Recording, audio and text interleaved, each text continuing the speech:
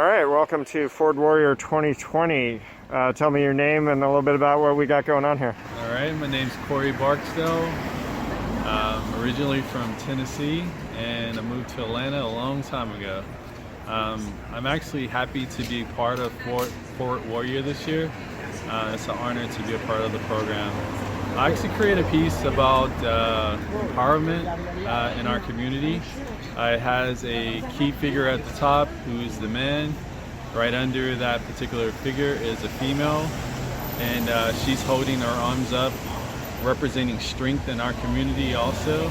And then there's a little guy under her, and it's about family and community and empowerment. Cool. It's a really kind of unique little space there. It's kind of thin, and the composition kind of turned out to be kind of like a totem pole. Mm-hmm. As far as the composition, actually it was a challenge for me because I'm used to working more in a horizontal composition. So the organizer of ForwardWarrior, Peter Ferrari, gave me this space, which is more of a vertical space and really tall. So I've always been a fan of totem poles. I've had many sketches and designs that I've done of totem poles. So I'm kind of going with that particular theme, which is kind of like tribal, and it is like a cultural theme that represents family also. So that is actually, it's like a blessing in disguise as far as like it being this particular composition or this format.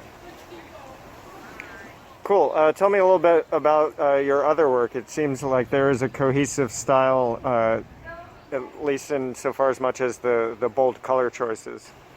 Yes, bold colors are just part of my heritage. I mean, I'm, of course, from Africa, is the motherland. And so the colors that I use is just part of who I am as an African American. And so it comes out kind of naturally as far as, my color palette. But I like for the colors to be bold and bright, nice, bold strokes also, because I have a heavy hand and I've always painted that way. A lot of primary colors are part of my composition, but I do like to mix it up with all types of, color combinations that I think will work for the composition. So, just in my work, that's pretty apparent. Nice. There seems to be also an influence of music in your body of work too. Do you want to talk about that a little? Oh yeah, definitely. I love music. Since I was a kid, it's just a great way to escape and just go to a different plane. And my music of choice is jazz, so you will find a lot of jazz musicians in my art. I love like Coltrane, Dizzy Gillespie, Chet Baker. Just different jazz musicians are inspirational. One of my favorite jazz musicians is John Coltrane, and I just like his how he improves when he plays his music. So a lot of times when I'm painting, I go with the same type of flow as John Coltrane. Basically, I just kind of mix it up and just let whatever I'm feeling flow through the actual strokes that I'm creating. So it's not always conceptualized. Sometimes I just improv and just let it flow like Coltrane. Nice. How much of your work is kind of on the fly improvised, and how much pre-planning or sketching do you really do? Well, I have to say, back in the day, when I was a little bit younger, I used to just improv. Whatever came to my head, I would just draw and paint. Now, I guess since I've been getting a little bit more contracts, or some of my work is more corporate, I have to think those things through. And so it is more like contrived, or it has to be a certain meaning or, thought behind it. But, when I have my own free moments to create art for myself, I just go with the flow, just whatever I feel. So sometimes you may see something that you're like, oh, what is he thinking? But, sometimes, the art comes to me as dreams too. So, it's just me putting myself out there, basically, as an artist.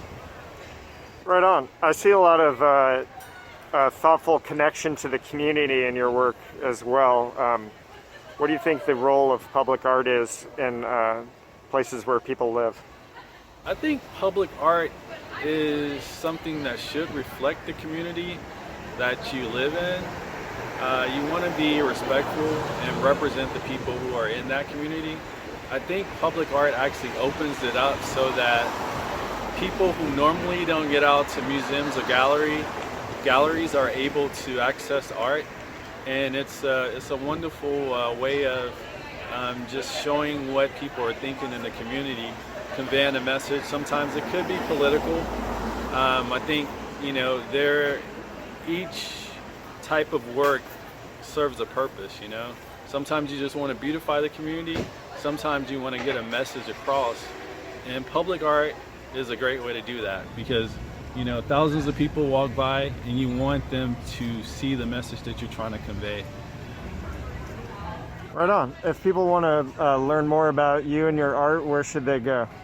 I think the best way to find me is on my website, and it's CoreyBarksdale.com, or Google. Google is an awesome search engine, so you can always type in Atlanta artists, or, you know, type in my name and you'll find me there. Right on.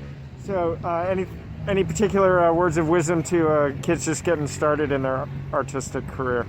I would like to encourage the kids that are just getting started.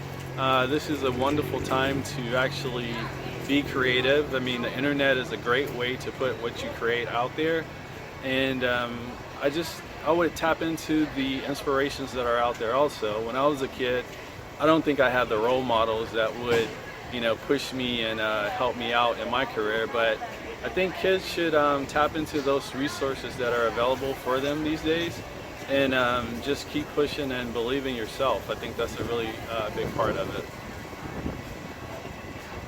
Cool. Yeah. Right. Is there anything else you want to talk about?